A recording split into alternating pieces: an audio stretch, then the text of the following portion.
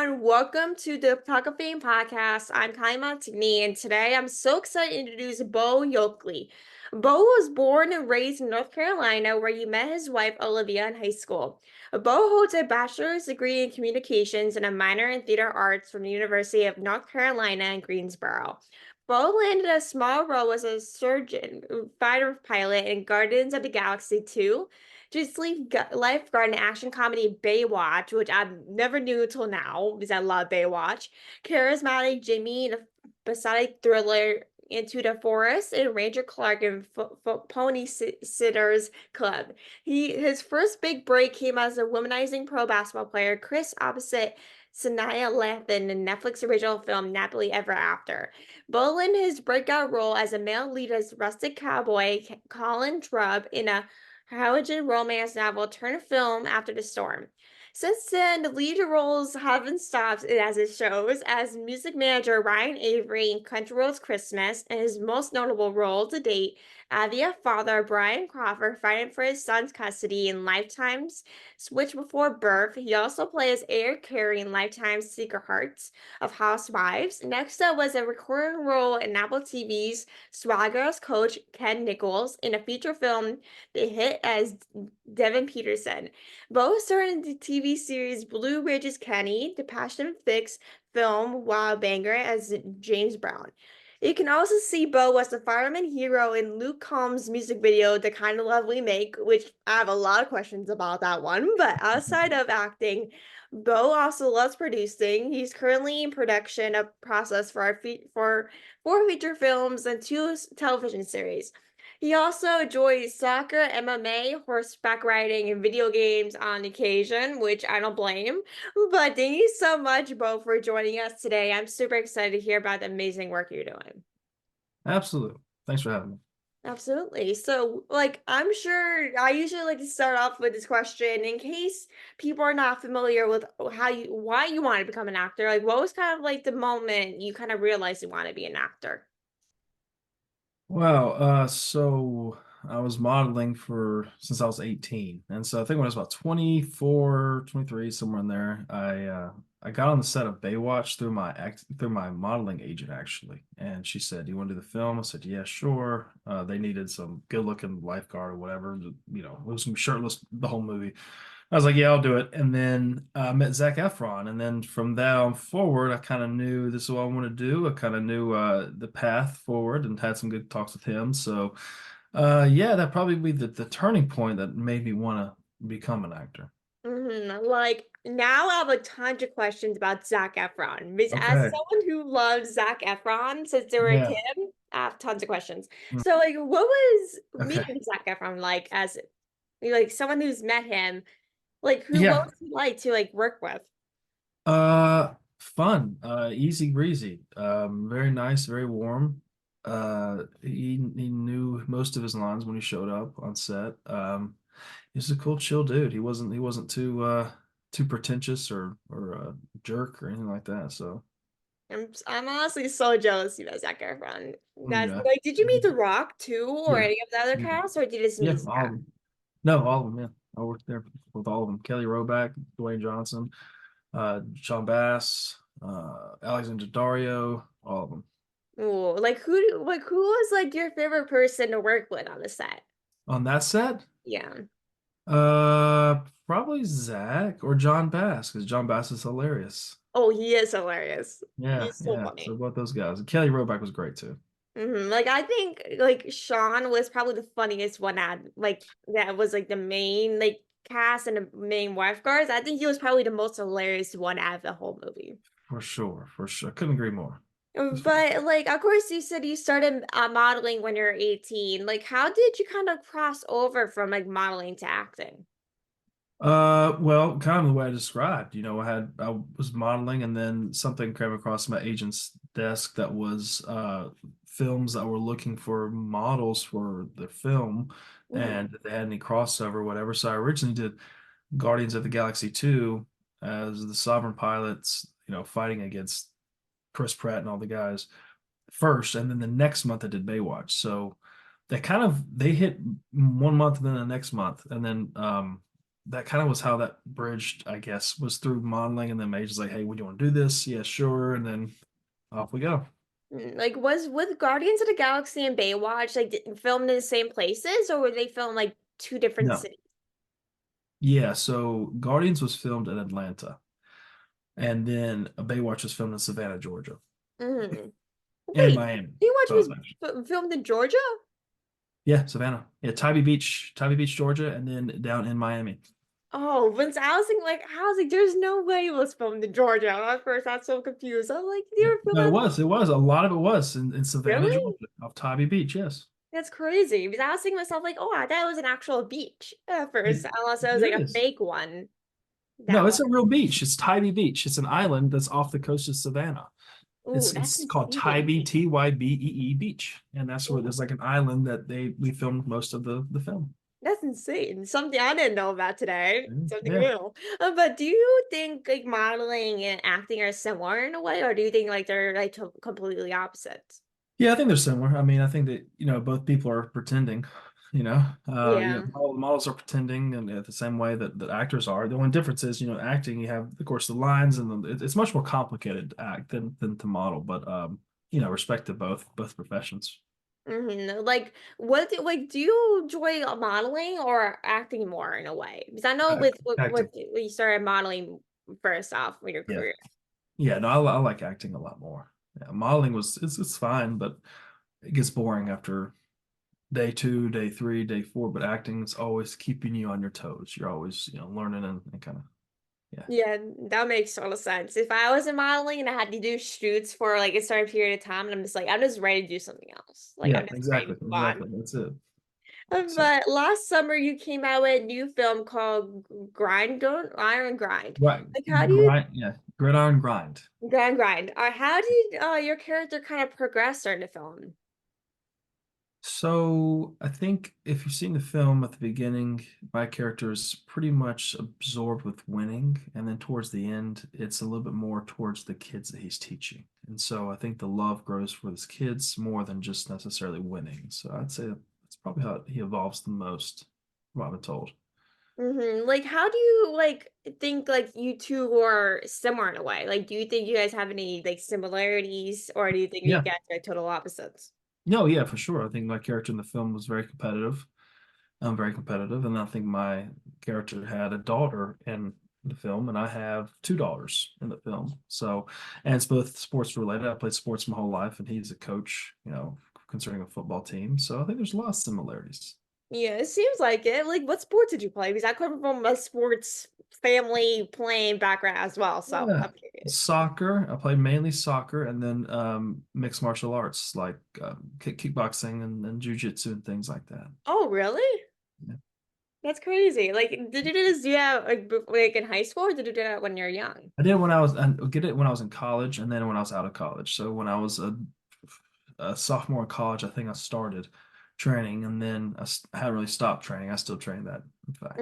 Like, do you think like you'll ever use those like traits in like movies or modeling, or do you think it gets kind of like outside of acting? In film, yeah, for sure, but probably not modeling, but for film, yeah, for sure. Yeah, modeling's probably no way. They're probably using it, No, probably. probably not. No. But like when you filmed the kind of love we made music video, like did you meet Luke Combs during that process, or is it kind of like you guys kind of did it total separate I times? get asked that a lot. No, we did it totally separate. Oh, really? He already had done the music for it, and then I never met him. And then they had the director, and then it's like a movie production that we shot this music video for. So, and then when they overlaid it with the music, it just looked really good. But no, I never met him. Seemed like a Like great guy, but never met him. it's crazy. I know like with a lot of like film like music videos and stuff, I know like a lot of people usually have different filming dates in terms of okay, maybe they'll film this in totally separate place and maybe like you guys were probably filming. Yeah, they already had the music recorded, so that had already been done, and then they just overlapped our footage after the fact. Like, did you know who Luke Combs was before you guys filmed, or like you just kind of found out when you guys No. were Yeah, filming? yeah, I knew who he was. He was actually he went to App State, which is in North Carolina, which is in the mountains of North Carolina. That's where we went to school. So I knew of him. My wife knew a lot about him because she loves his music, but I Hmm. didn't know to the extent of how popular he was. No, when I didn't found Yeah, out. as a Luke Combs fan, once I saw it, I'm like, I have to ask him like about Yeah, the music video. 'Cause yeah, I'm a big country music fan, so I like once I see a bunch of country artists doing music videos and stuff, I'm like, okay, now yeah, let's talk business. Let's talk yeah, business yeah. now. But like, do you have like a favorite like line in the song, or are you kind of like, okay, there's so many? I don't have a favorite line. You don't have a favorite line? No. Do Okay. you? That's a better question. Do you have a favorite line in the song? Oh, there's honestly so many. Like now my brain, I was thinking about this question yesterday. Actually, now my brain's all freezy, but probably the kind of actual line, the kind of love we make is probably the favorite one. Good answer. Like there's honestly so many good lyrics I could probably make a list though. But the kind of love we make is probably not my favorite song about Luke Combs though. But it is probably like but more kind of better songs in that one. I feel like that's kind of like more of a romance song, Hmm. like probably like for couples and stuff. But I'm like, I probably rather like hit songs that you can just jam out to whenever you want. Gotcha. But like what type of music are you into? I like a little bit of everything. A little bit of everything. I go from classical to hip hop to EDM to country to kind of all over the place. Are you a more of a music listener now? Like, do you like today's music more? Do you kind of like oldies, like 90s, 80s type of music? That's oldies. Shit. Oh, uh, yeah, I'd say the oldies then. Yeah, I think today's music for the most part sucks.